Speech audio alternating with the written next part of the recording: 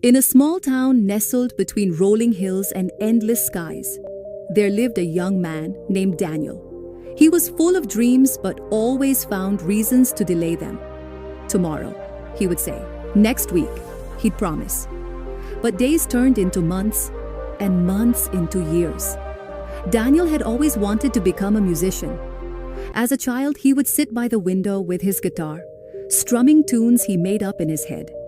His friends urged him to perform at local events, but he always declined.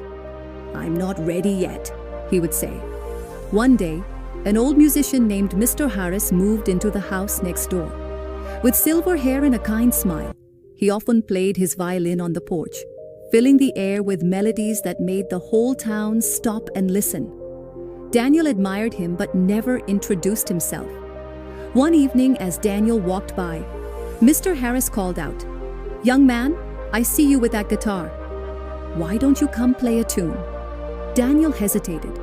"I'm not good enough yet," he replied. Mr. Harris chuckled. "Son, life isn't about waiting for the perfect moment. It's about making the moment perfect." Daniel nodded politely and walked away, thinking about it. But he still didn't take action. Seasons changed, and one morning Daniel woke up to find Mr. Harris had moved away.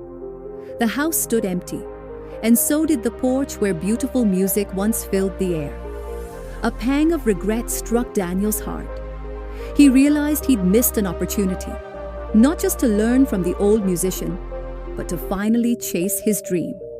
That evening, he took his guitar and walked to the town square. With trembling hands, he strummed his first song in front of an audience. To his surprise, people stopped to listen. They clapped, they smiled, and they asked for more. That night, Daniel understood that time waits for no one.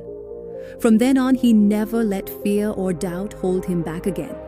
And as his music filled the streets, he silently thanked Mr. Harris for the lesson. Don't miss your time. Is this conversation helpful so far?